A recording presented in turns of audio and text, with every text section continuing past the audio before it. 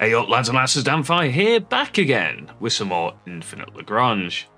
Today, as you can see behind me, there has been some changes and they are coming to the game. We are getting an auxiliary ship change and an AA change, and this is our first sort of look at what's going to be going on.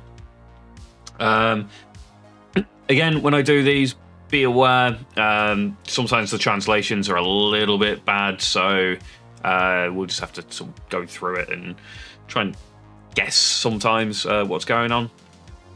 And sometimes they just don't explain things particularly well either. I haven't actually done one of these things for a while now, mostly because the updates have been quite small or far too big to really do anything about, like the outpost change one and the not the outpost change, sorry, the equipment change thing where they changed loads of stuff there.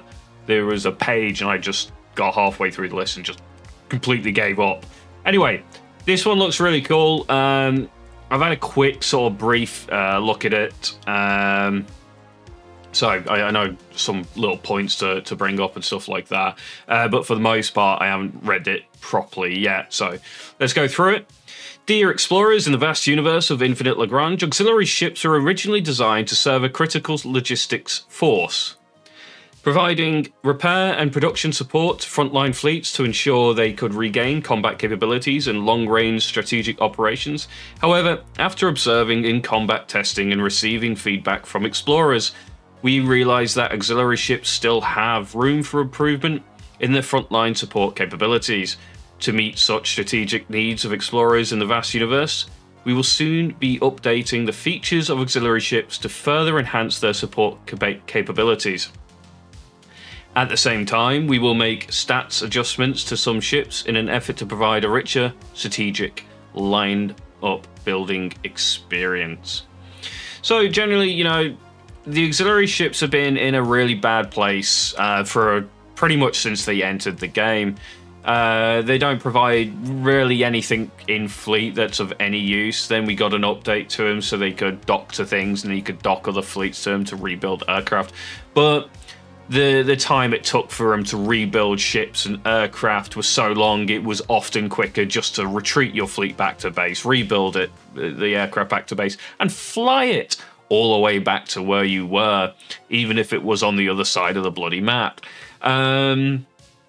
So the changes, as we'll see in a second, one of them is going to increase the speed at which they build at, and there's another interesting one as well. So auxiliary ships can now dock with subfleets affiliated buildings. We have always hoped that the subfleet mechanism can give players more space to choose their strategies, but due to the lack of logistic support equipment or for the subfleet buildings, the subfleet often cannot recover in time after the battle, which affects their combat effectiveness. The new feature allows auxiliary ships to dock with subfleet buildings. After docking is done, the rate of automatic repairs to ships in the subfleet is increased dramatically. At max enhancement, the FSV 830 Fast Tactical Auxiliary Ship can increase its repair speed rate to equal to 90% of the base's repair speed. And the Eddie Karen Heavy Firepower Auxiliary Ship can increase repair speed rate to equal to 110% of the base's repair speed.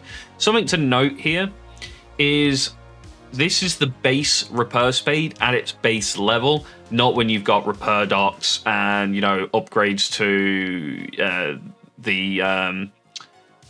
what are they called now? The shipyards and stuff like that, which also increase repair speeds. There's a couple of things that you can pick up within your building tree that increases repair speed. I believe it is just like the flat base's repair speed. So it's still good, but for larger ships, it's very slow. In addition to automated repairs, subfleets can produce ships directly with the aid of the auxiliary shipyard. When multiple auxiliary ships are docked, the shipyard of multiple auxiliary ships can be enabled at the same time, facilitating the rapid replenishment of subfleets. This is actually really cool. What I will need to test is, as before, where auxiliary ships had, you could have like a frigate yard on them, or in the case of the Eddie Karen, I believe it could get the destroyer yard.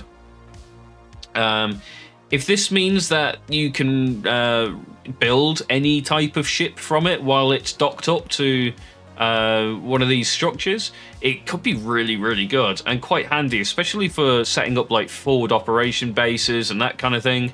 You know, you get your outpost set up, set your subfleet onto it, get your OG ship on and docked up, and you can sit there, you know, take a couple of hits maybe, because now you've got better repair speeds from enemies trying to push it down, and then, you know, repair and rebuild the fleet, which will allow you to do like aggressive operations in that situation, because instead of just having to sit there, defend and get repairs, you could potentially go out, take on a fleet, lose a few ships, come back, repair, rebuild, and you're good to go again. So I actually think this potentially makes makes the OG ship useful, like, just in that situation alone. Still, it's going to depend on how useful subfleets really are. I personally don't use them for much apart from defending advanced mining outposts and the odd outpost that I want to keep alive and make sure it's still around. So we'll have to see on that one. If it does enable the use of subfleets in a more aggressive form, it could potentially, you know, open up an entire new way of playing the game that we haven't tried yet, which could be very interesting. So yeah, definitely a good change. Makes OG ships useful, and yeah, we'll just have to see. New feature 2, docking to produce aircraft. Aircraft are a critical part of the fleet lineup, but their high loss rate could weaken the combat capabilities of fleets carrying aircraft after successive operations. Auxiliary Ships Aircraft Production Module allows explorers to replenish aircraft for fleets with auxiliary ships between long successive battles. Now we are going to extend this capability even further. In addition to producing aircraft for their fleet, auxiliary ships with the aircraft assembly lines can produce aircraft for other fleets, including the explorer's own fleet and those of the community members. Simply extend and dock. They say simply extend and dock. I'm not entirely sure what they mean by extend. Maybe they mean deploy and dock the auxiliary ship to the target fleet, and it can offer aircraft production service to the fleet. I have an issue with this one. As you can sort of see here, it says Corvette Shipyard and it's only building Corvettes. Most fleets run a mix of Corvettes and aircraft. Swarm definitely runs a mix of Corvettes and aircraft. A couple of my hybrid fleet designs run only Corvettes and only aircraft, and that's because I save Corvettes for a strategic strike fleet that's still sort of testing. So in that situation, it's fine, but the majority of players running Swarm, hybrid fleet even, most of those are running a mix of, you know, fighters, bombers, and corvettes. And this actually becomes a bit of an issue now because, well, it looks like you can only build corvettes here, so what are you going to do to be able to replace your fighters, bombers?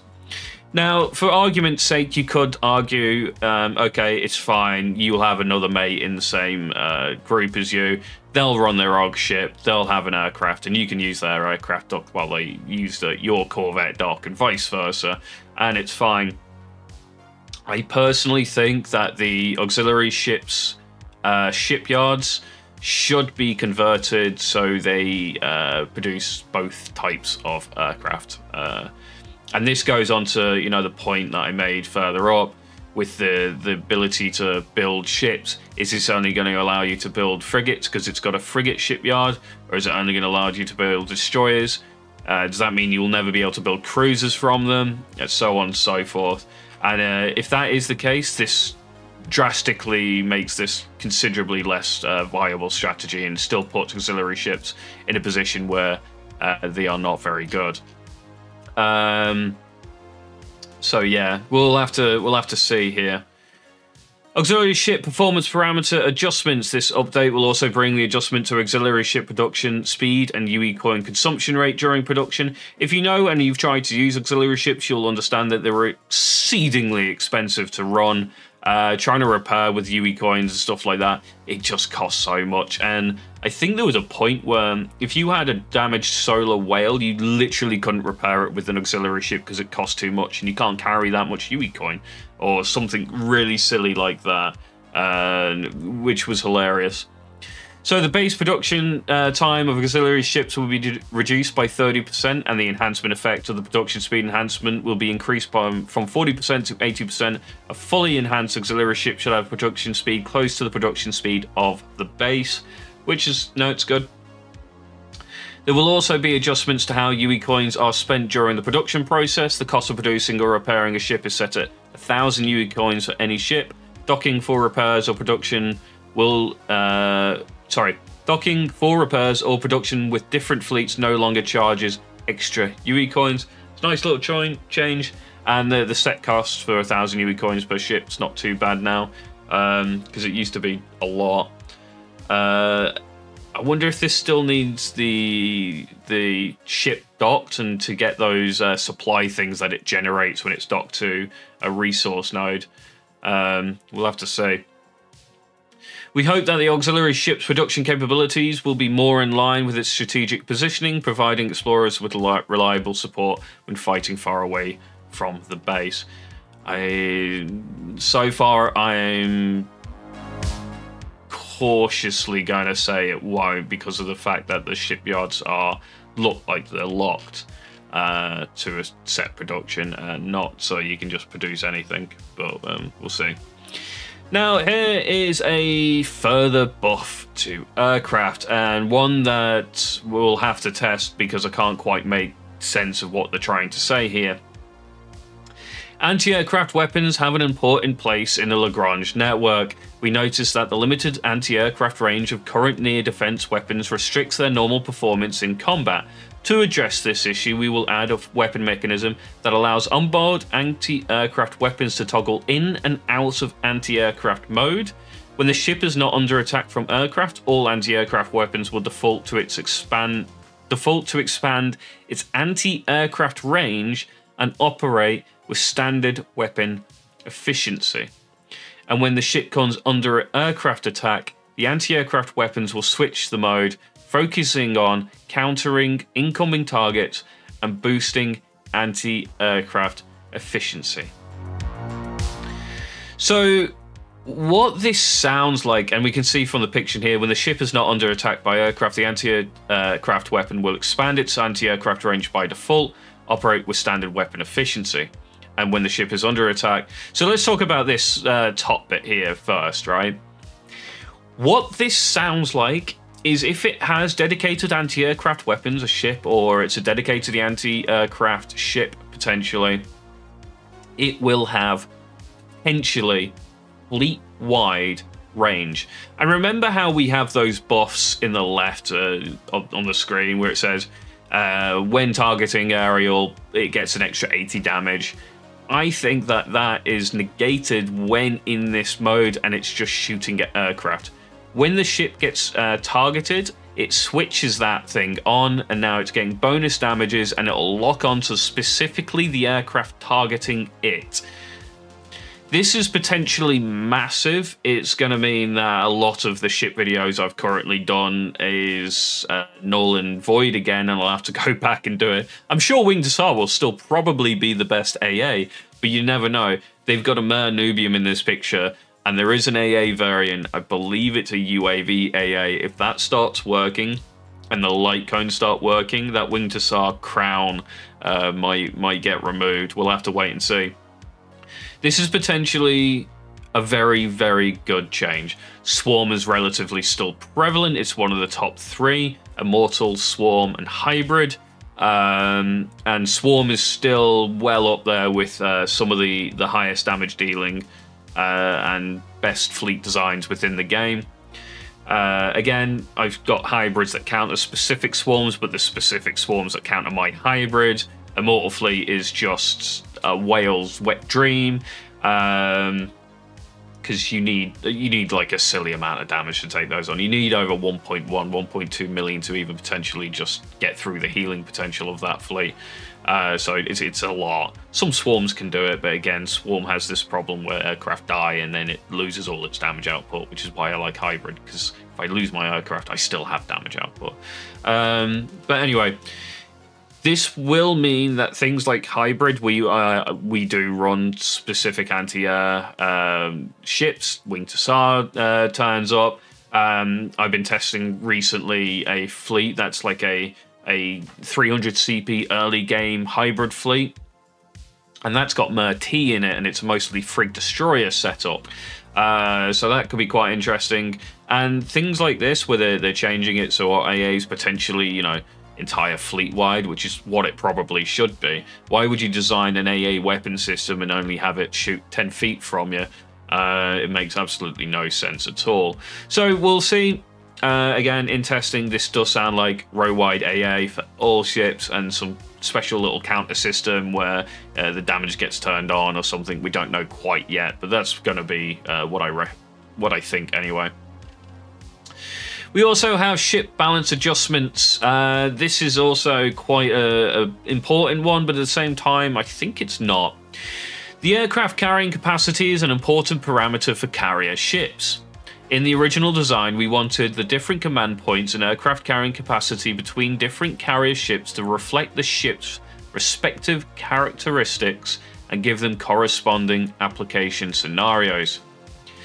However, in the current fleet lineup rules, the failure to include the command points of aircraft within the fleet's total command point cap has led to situations where some carrier ships possess more aircraft firepower than intended under certain circumstances.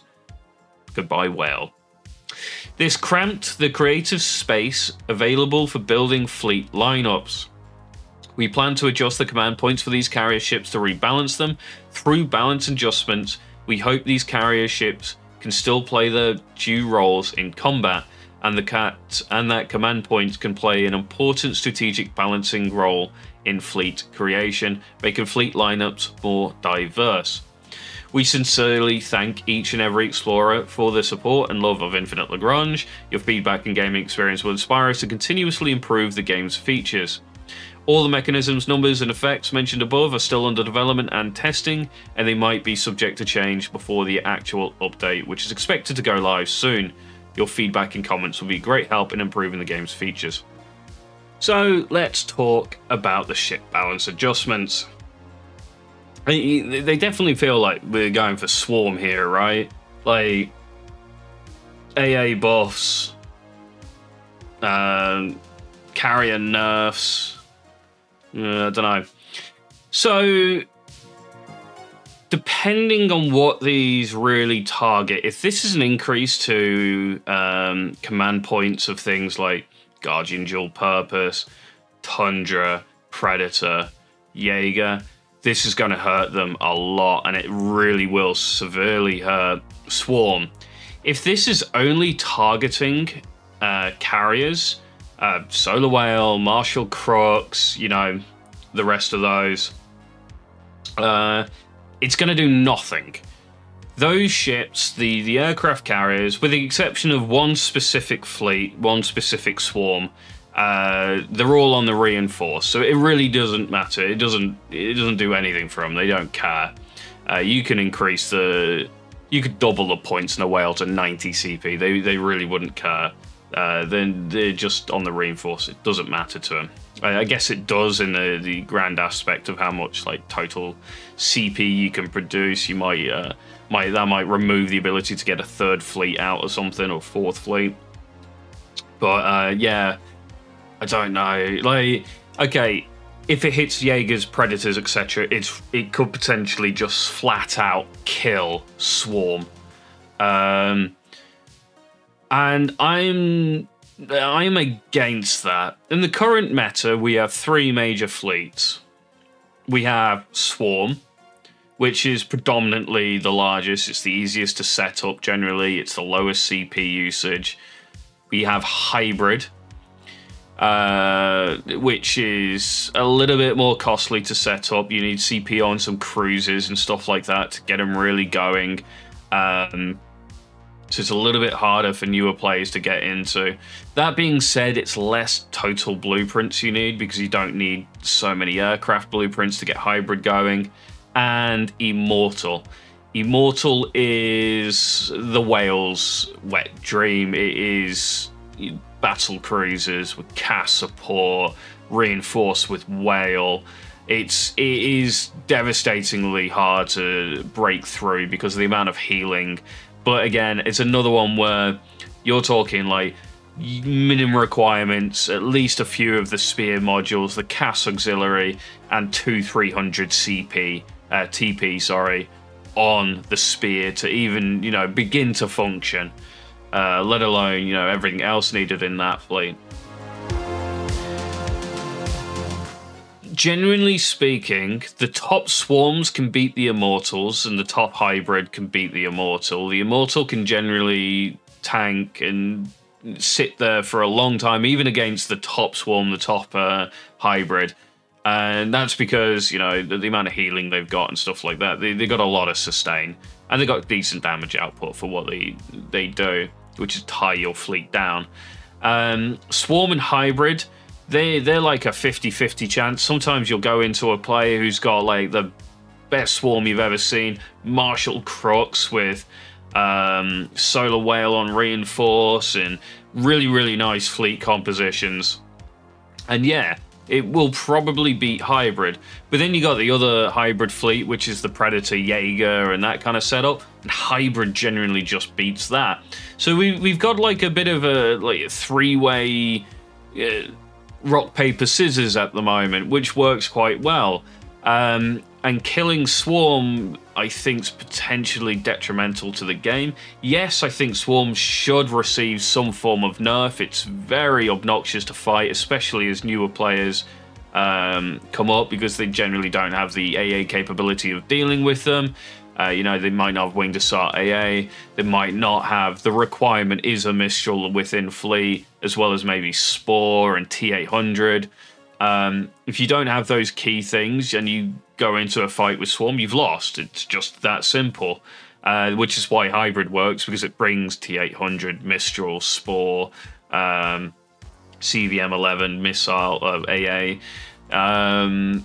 You know, there's a requirement for those ships to be in to counter Swarm, so Swarm clearly is oppressive. Otherwise, you know, the hybrid fleet loses. The Immortal does the same. The Immortal, generally speaking, reinforces with carriers, and they, again, are mostly anti-aircraft on those carriers. There's Light Cone AA in Immortal. There's Light Cone AA. There's Winged Hussar AA. So, yeah, okay, aircraft do need a nerf. Nerfing the carriers themselves, I don't think, is the way forward. Maybe a change to carrying capacities on aircraft carriers might make it better. It's Solar Whales with 16 bloody aircraft each. There's, what's that? It's 80 aircraft for 5 on the reinforce. It's crazy. That's 80 aircraft just for 5 ships. Maybe, you know, drop that down to 8. Drop CV3K to 6 aircraft max. Marshall Crooks, drop it to 4. Like, you know, drop the total carrying capacities potentially, rather than CP changes, because that will flat out kill the fleet. Again, we don't know. Maybe a single CP point or something like that on Predator and Jaeger and Tundras won't change anything. And again, we don't even know if it'll affect that. They literally just state aircraft carrying and aircraft carriers, and we're not entirely sure if they're referring to actual aircraft carriers or if they're referring to, you know, destroyers and cruisers that have aircraft carrying capability. Will this affect SD-59, for example, with hangars, or Spear with the Corvette hangars? We'll never know until this drops. I will try and get a bit more information on that one, because it is quite important. But yeah, let's cross our fingers that they don't completely and utterly kill Swarm, because it's a fun fleet design, I think. It's great to see working. But it is, I can absolutely understand it's massively oppressive for newer players, and if newer players come into the game, go up against a vet running Swarm, they have lost instantly. Fair enough, they've lost in pretty much any aspect most of the time, but, you know, they might get some damage off against Hybrid as opposed to Swarm, which is just going to just trash through them, and they're not going to be able to deal with the air. So, that's it for me anyway. Thanks for watching. Don't forget to like, comment, and subscribe. Leave some comments down below what you guys think on these changes, the AA change and the Ogs change. I reckon the Ogs change does nothing. I reckon, yeah, the Ogs change just, I can't, if it's still sat in a position where it's like only building Corvettes, this is useless. It's a waste of time. If it can build both, great. It could be useful in that situation. AA changes, if this is specifically to AA class ships now all getting row wide, or row wide or even fleet wide, amazing change, love it. This is going to really help, you know, fleet design and stuff like that, because again, Swarm's prevalent. You know, this is the other thing. If we're getting better AA and then you're going to nerf, you know, specifically carriers at the same time, this could like tip the balance too far. It's like the AA could get better. That's fine. That was enough. And now we're nerfing, you know, further. I don't know. I can't see it. Anyway, I keep rambling on. Drop comments down below what you think about these 3 changes. And yeah, we'll see. I'll keep my eye on it. I'll try and get some more information out of him if I can. Unfortunately, I think the person I usually talk to is on holiday, so maybe I won't even get a response by the time this is out. Thank you guys for watching. Don't forget to like, comment, and subscribe, and I'll catch you next time.